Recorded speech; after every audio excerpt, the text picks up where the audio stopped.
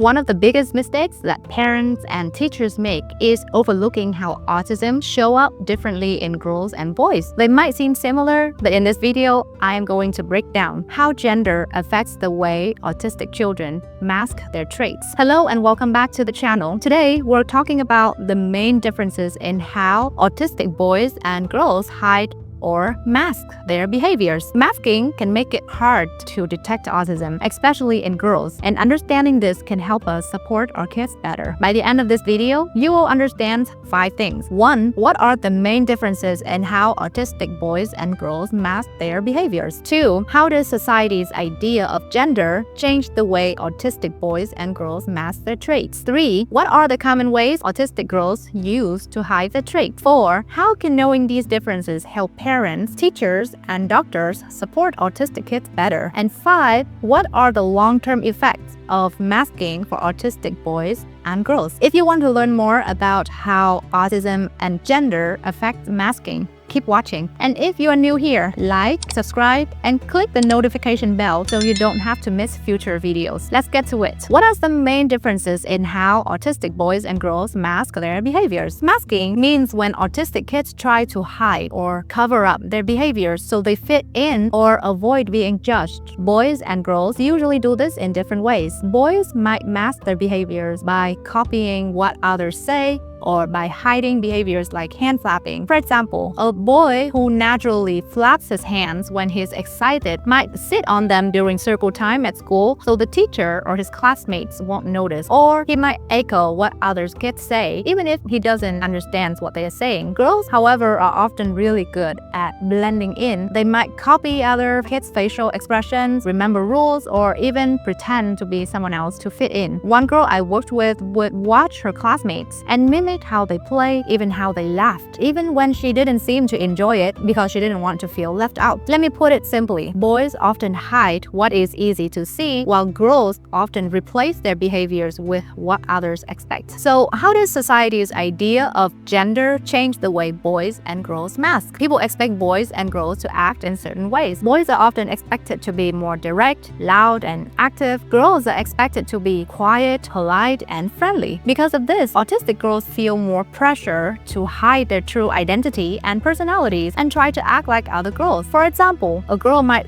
force herself to make eye contact with others or talk about things that they might not even be interested in, like Barbies. Boys might be allowed to be more quirky or active, so their way of masking looks different and sometimes easier to notice. Now, what are common ways autistic girls hide their traits? Girls often copy how other kids act, even if it is tiring. They use prepared phrases or practice what to say. One girl I worked with would memorize things her classmates said and repeat them later like a script. It helped her join conversations, but if somebody asked her a follow-up question, she froze because the social part wasn't intuitive. They hide their repetitive behaviors by making them more subtle to avoid standing out. For instance, instead of flapping their hands or rocking back and forth, they might tap their feet under the table or twirl their hair constantly or chew on the inside of their cheeks. They also focus on interests that are seen as normal for girls, like animals, fashions, Barbies, and talk about those a lot, even though they might not be interested in them. On the outside, these girls may seem like they're doing fine, like smiling, making small talk, following rules, but inside, they're often exhausted or overwhelmed because they are constantly performing, and that leads to anxiety and burnout or even depression if their needs aren't understood or supported. So how can knowing these differences help parents, teachers, and doctors? Understanding that autistic girls often mask differently than boys is a game changer. It means fewer girls will be misdiagnosed or misunderstood. For example, a teacher might see a girl who is quiet, polite, and eager to please, but never speaks unless called on. She may appear fine on the surface, but she always eats lunch alone or imitates other kids' answers without truly engaging. That could be a red flag. Parents and teachers can look beyond behavior and ask, is she exhausted after school? Does she cry over small changes or seem overwhelmed in noisy places? Is she constantly trying to be perfect to avoid making mistakes? Doctors and professionals can ask questions that are out of the box, such as, does your child mimic others to fit in? Do they avoid asking for help even when they are confused? Do they have strong interests, more so an obsession about something? And understanding this will help us create a safe place where kids don't have to hide who they are. The last thing we are going to look into are the long-term effects of masking for autistic boys and girls. Masking takes a lot of energy. Over time, it can cause anxiety, depression, and burnout. Many autistic adults say they feel like they wore a mask for so long that they don't know who they really are. Girls may have more problems because their masking hides autism from doctors for many years, which can cause mental health struggles. That is why it is very important to notice masking early and help kids be themselves without pressure. Before the end of our video, let's do a quick recap on the 5 things that you just learned. 1. Boys and girls mask in different ways. Boys hide what is easy to see. Girls try to act like others. 2. Society's idea about boys and girls affect how they mask. 3. Girls often copy actions, use scripts, hide repetitive behaviors, and focus on normal interests. 4. Knowing these differences helps adults support autistic kids better. And 5. Masking can cause tiredness, anxiety, and other problems later in life. My name is Ha. I hope that this helps you understand how masking works in autistic boys and girls. If you have questions or want to share your story, write in the comment and I'd love to hear from you. Check out my other videos about autism support and don't forget to subscribe. Thanks for watching. I'll see you next time.